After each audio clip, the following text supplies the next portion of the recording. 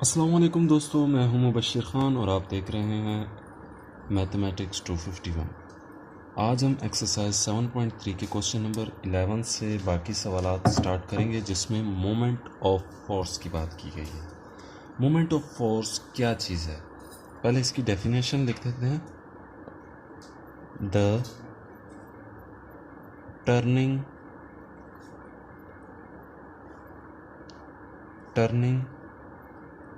Effect of a force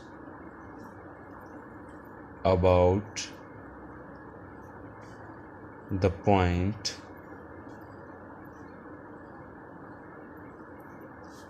is called moment of force। ठीक है, ये चीज़ हो गई। अब इसको समझने की कोशिश करें। अब ये जो फिगर है, इसको हम अल्फाज में बयान करेंगे। इस फिगर में बताया ये गया है कि एक फोर्स है जो ऊपर की तरफ जा रही है, लेकिन इसके गिर्द एक पॉइंट पी पर एक चीज़ रोटेट कर रही है फ्रॉम डिस्टेंस आर। ठीक है, ये ओ से पी तक का डिस्टेंस आर है। इस मतलब मिसाल के तौर पर मैं यहाँ एक रबड़ बांध देता हूँ, रबड़ पे आगे पत्थर बांध देता हूँ, तो उसको यूं घुमाता हूँ। ठीक है, अब ये फोर्स है इस तरह की, मिसाल मैंने दी है, उसके गिर्द रोटेट्स करती है। आगे मैं लिखता हूँ। ठीक है, इफ़ अ फोर्स, इसी बात को लिखता हूँ, if a force F acts on a body at point P। ठीक है, एंड अगर कोई force act on a body at point P, ठीक है, एंड रोटेट्स, ठीक है, एक्ट भी करती है और रोटेट भी कर रही है। इस पॉइंट पे आके वो रोटेट कर रही है, rotates the body about point O, then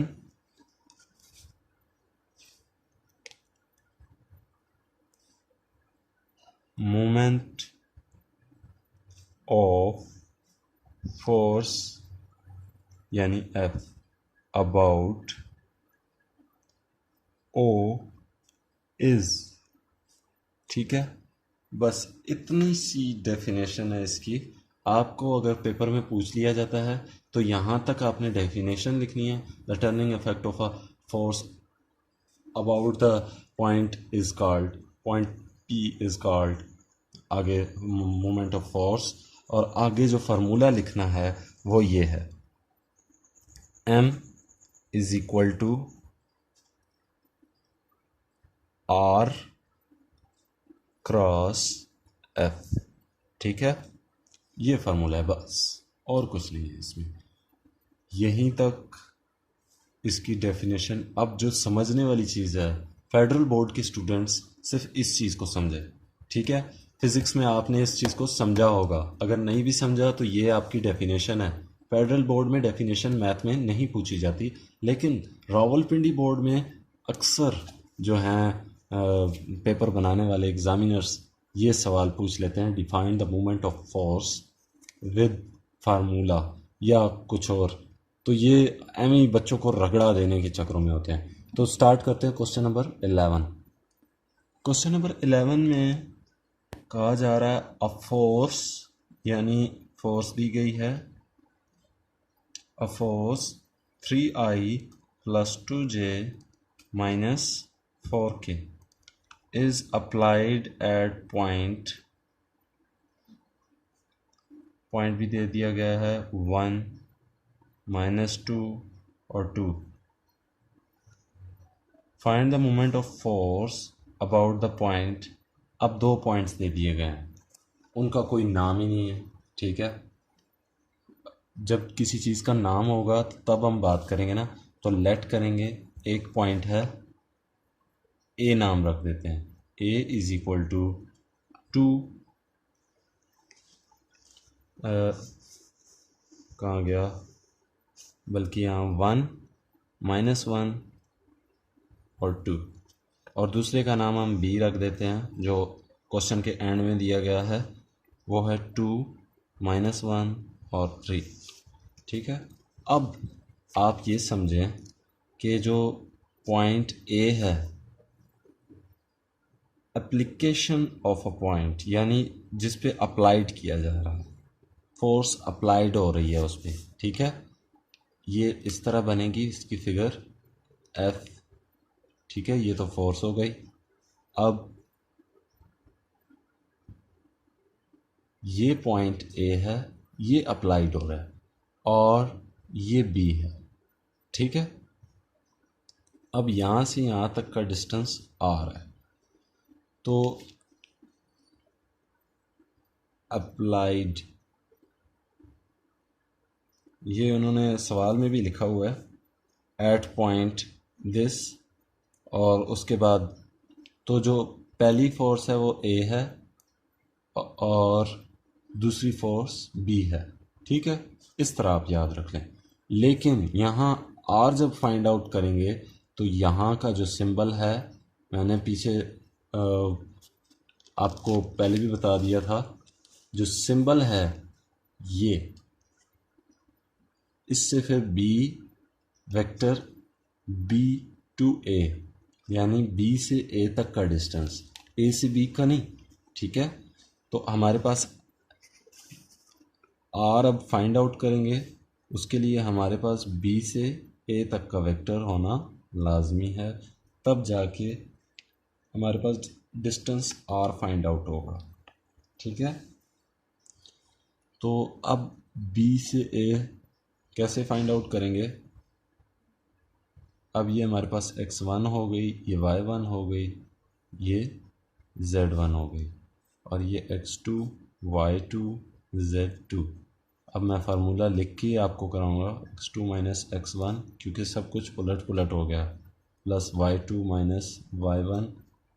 नहीं तो आपका सवाल में कोई भी मिस्टेक हो सकता है, z2 - z1। ठीक है, तो अब r के बराबर मैं ऐसे रखूँगा, तो x2 हमारे पास क्या है 1 - 2i। ठीक है, प्लस y2 हमारे पास क्या है -1, और y1 हमारे पास क्या है, ये माइनस और यहाँ वाला माइनस आपस में प्लस हो जाएंगे, ये j हो गया, प्लस z2 हमारे पास क्या है 2, और ये z1 3, ये k हो गया। ठीक है, ये आपस में ख़त्म हो जाएंगे, r हमारे पास आ जाएगा -1i प्लस 0j प्लस, बल्कि यहाँ माइनस आएगा बड़ी वैल्यू के साथ, -1k। ठीक है, हमारे पास r की वैल्यू आ गई है। अब हम डायरेक्ट, अब हमारे पास r और फोर्स दोनों चीज़ें आ गई, बल्कि फोर्स तो उन्होंने दी थी, r ये हमें फाइंड आउट करना था। तो अब हम लिखेंगे m moment of force is equal to r cross f। अच्छा, r ये भी लिख सकते हैं, दूसरा भी लिख सकते हैं, मर्ज़ी आपकी अपनी है। तो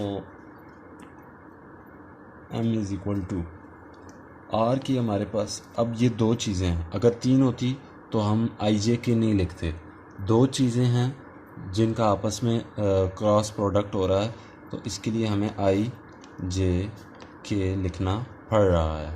अब r की वैल्यू क्या है, ऊपर दी गई है -1 0 और -1।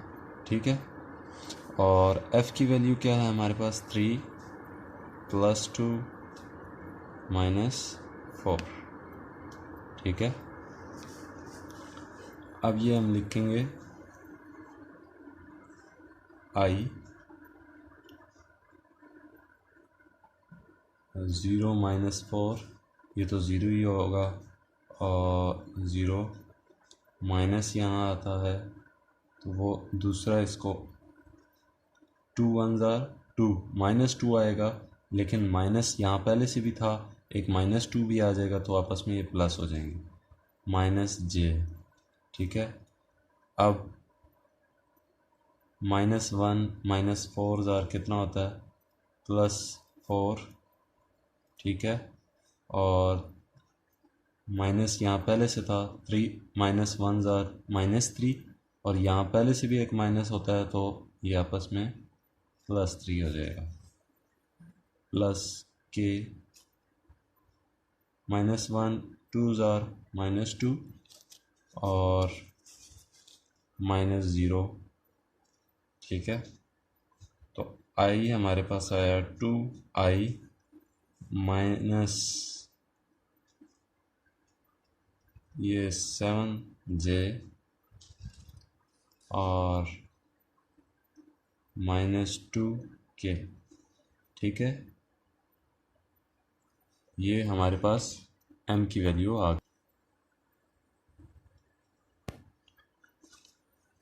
ये रहा इसका आंसर। क्वेश्चन नंबर 12 भी बिल्कुल सेम उसी तरह का है, उसमें सिर्फ उन्होंने जो है, मैं आपको बता देता हूँ, उसमें भी कोई चेंजेस नहीं है, उसी तरह का बिल्कुल क्वेश्चन है। इफ़ अ फोर्स सॉल्यूशन है, ठीक है।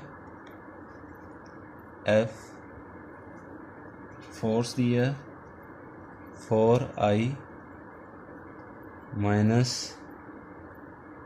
जब कुछ नहीं दिया तो आप यहाँ 0j लिख दें, ठीक है, -3k, i/j होता है, तो उन्होंने कुछ नहीं दिया, ठीक है, इससे आपने कंफ्यूज नहीं होना। और जो अच्छा, इधर तो इन्होंने वैल्यू ही दी थी, खुद ही नाम भी रख दिए माशाल्लाह से।